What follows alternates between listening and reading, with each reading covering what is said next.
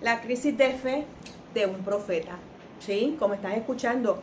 Yo no vengo a hablarte de Elías, yo no vengo a hablarte de Eliseo, yo no vengo a hablarte de profetas de los que estamos acostumbrados a escuchar en muchos mensajes, en mucho estudio bíblico. Yo vengo a hablarte de uno de los profetas que tiene un libro de la Biblia y experimentó, como probablemente tú estás experimentando, una crisis de fe. Claro, porque la crisis de fe le llega a cualquiera. Hay gente a quienes no le llega, pero hay gente como tú y como yo que nos llegan esos momentos de crisis en la fe. Y como el profeta Habacuc, podemos decirle al Señor, como dice la palabra, ¿hasta cuándo, Dios? ¿Hasta cuándo? Esa pregunta parece un reclamo, una ofensa, un desafío, hasta una falta de respeto al Dios Todopoderoso, al Dios soberano. Pero ciertamente el profeta Habacuc, y escuche bien, yo no vengo a hablarte de Elías, yo no vengo a hablarte de la depresión que experimento. Estoy hablando de una crisis de un hombre de Dios, un probado profeta a través de los tiempos, que escribió un libro. La Biblia que probablemente tú cargas, que es la misma que yo cargo, contiene 16 libros proféticos. 4 de ellos están categorizados como profetas mayores por la cantidad de capítulos, pero también hay unos profetas menores y entre ellos está el profeta Habacuc. Habacuc, que vivió en la última temporada de Israel, cuando estaba Israel al sur, y tuvo esas experiencias en las que, basado en lo que él observaba, basado en esa visión profética que Dios le dio, él le cuestiona a Dios: ¿hasta cuándo tanta injusticia? ¿Hasta cuándo tanta maldad? ¿Hasta cuándo yo tengo que esperar para ver tu bondad amanecer sobre la casa de Israel? Para ver tu bondad amanecer sobre la casa de los justos. Probablemente tú, como yo me he sentido en ocasiones, le he dicho al Señor: yo soy justa delante de ti. Es posible que tú te cuestiones por qué te suceden las cosas que te están sucediendo. Job fue uno que cuestionaba y que de alguna manera entraba en estos dichos con Dios. Pero sepamos y tengamos muy claro el tipo de intimidad y de comunión que Job guardaba delante de la presencia del Señor. Pero el profeta Habacuc dice la palabra, y yo no voy a darte una cita en el día de hoy específica. Yo te voy a citar al profeta de alguna manera completa y trataré de hacerlo breve para que tú entiendas que tal como el profeta tuvo una crisis, también tú puedes tener una crisis.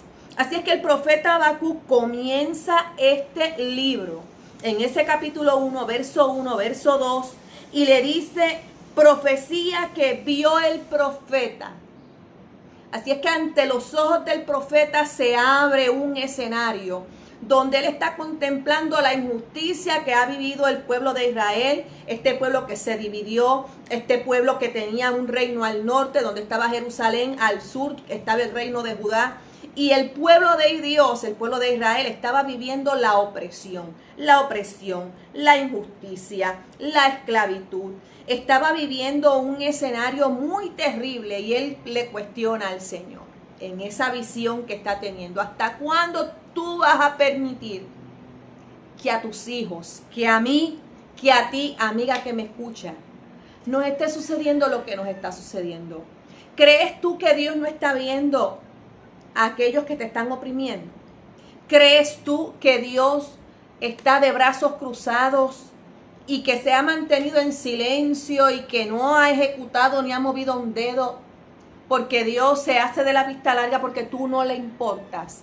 Pues déjeme decirle que a Habacuc, y muy clarito usted puede leer este libro, que es un libro corto, es un libro breve, y Habacuc, en ese reclamo que tuvo con el Señor Dios Todopoderoso, también recibió respuesta. Yo quiero leerte por aquí de parte de las notas que tengo, porque no vengo a leerte el libro completo. Eso te lo dejo de asignación, de la misma manera que en estos días yo he estado disfrutando del estudio de este libro profético.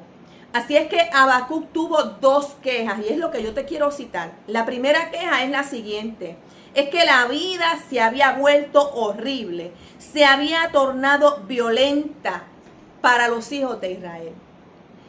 Y Habacuc le cuestiona, Habacuc le reclama al Señor: tú no has visto esto, ¿qué tú vas a hacer? Y déjeme decirle que esa debe ser la fe que tú como hijo de Dios debes vivir aferrado a ella. ¿Por qué? Porque el profeta recibe respuesta. Le voy a decir cuál es la respuesta. La respuesta es: yo sé, yo voy a hacer, yo estoy viendo. Así es que, qué bien que Dios sabe, qué bien que Dios se dio cuenta de todo lo que está pasando. Pero hay momentos en que nosotros queremos decirle al Señor: pues avanza, avanza a actuar, avanza a mover tu dedo. ¿Por qué? Porque en esa respuesta Dios le dice: yo voy a hacer. ¿Y qué es lo que Dios va a hacer? Pues Dios va a levantar una nación que haga que Israel, el pueblo de Dios, sea utilizado, en este caso Babilonia, para que el pueblo de Dios pues se restaure, para que el pueblo de Dios abandone el pecado en el que ha estado viviendo. Así es que cuando el profeta recibe esta respuesta, que de alguna manera es una respuesta que él está esperando, pero por otro lado es una respuesta que a él también lo confronta, porque cuando el profeta recibe esa contestación de nuestro Dios y Dios le dice: yo voy a levantar a Babilonia, yo los voy a usar, el profeta dice: pero ¿y cómo? Si ellos son más malos que nosotros, ¿cómo es posible que tú utilices a unos que son más malos que nosotros? Aunque yo tengo que reconocer que yo he fallado, que yo como nación también he pecado, que yo como madre, como esposa, como hija, como creyente he fallado. ¿Cómo es posible, Dios, que tú levantes a Babilonia? Ante eso, nuevamente, existe este nuevo reclamo donde el profeta le dice: pero es que ellos son demasiado malos. ¿Sabe qué pasa? ¿Sabe qué Dios le responde en esta segunda ocasión? Dios le dice: yo los voy a hacer caer. Así es que en esta respuesta que Dios le está dando, Dios le hace ver al profeta que aunque hay pueblos enemigos que están oprimiendo a Israel, entre ellos, mire, se está levantando Babilonia, se está levantando Asiria, Egipto por otro lado, ¿verdad? Y están oprimiendo al pueblo de Dios. Y Dios le dice: yo voy a levantar y yo voy a liberarlos a ustedes de todo lo que está sucediendo, de toda esta opresión, de toda esta crisis moral que está viviendo tu tierra, tu nación, mi nación. Dios le deja ver al profeta Habacuc que aunque Babilonia es peor que Israel, Dios nos respalda del todo toda la maldad que ellos están ejecutando. Así es que si de repente ante tus ojos se desata una respuesta divina que tú no entiendas, tienes que tener la paciencia y el entendimiento bíblico suficiente para comprender los para qué de Dios, porque los para qué de Dios son lo suficientemente sabios para hacernos entender tanto a nosotros y de alguna manera también a la otra parte. Así es que ante las prácticas de injusticia económica que estaba viviendo el pueblo de Dios, ante la esclavitud que estaba viviendo el pueblo de Dios, a lo mejor tú estás viviendo crisis económica, a lo mejor de alguna manera esa misma crisis te ha vuelto esclavo de un sistema donde también estás rodeado de líderes que son corruptos, tanto en la sociedad y posiblemente a nivel eclesiástico. Y eso es terrible, mis amados hermanos. ¿Por qué? Porque el pueblo de Dios no puede caer como cayó el pueblo en esta profecía. Nosotros debemos cuidarnos de toda idolatría, porque delante de la presencia del Santo, eso es abominación. Así es que vemos un profeta que inicia su libro con una visión terrible, con una actitud de reclamo, con una actitud humana. muy humana, como tú la has tenido, como yo la he tenido. Hay momentos en que dejamos de orar, hay momentos en que no queremos escuchar cierta exposición bíblica, hay momentos en que a veces ni siquiera queremos ir a la iglesia porque no queremos escuchar la voz de Dios por cuanto no entendemos la ruta por donde Él nos está dirigiendo. Y ante eso hay una evolución en el profeta muy poderosa. Y es lo que sucede al cabo del final de este libro tan breve y tan específico, donde el profeta Habacuc, al igual que hizo el salmista, hace una oración poderosa y saca, mire, de su ser, de su alma que adora al Señor, una oración, un poema que fue incluso citado por Pablo a los Gálatas. Igualmente en los Romanos Pablo también toca esta palabra.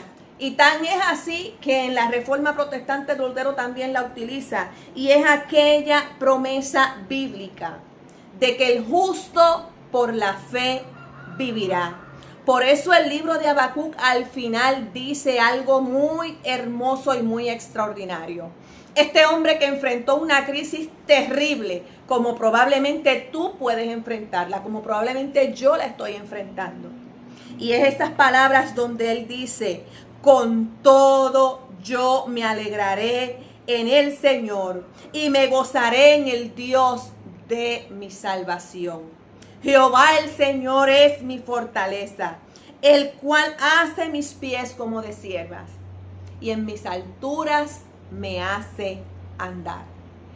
El Dios que permitió que Habacuc viera una visión de opresión, de tristeza, de crisis, es el mismo Dios que da una respuesta en ocasiones inesperadas, pero es el Dios que cambia, como dice el salmista, tu lamento en gozo, en baile, en alegría.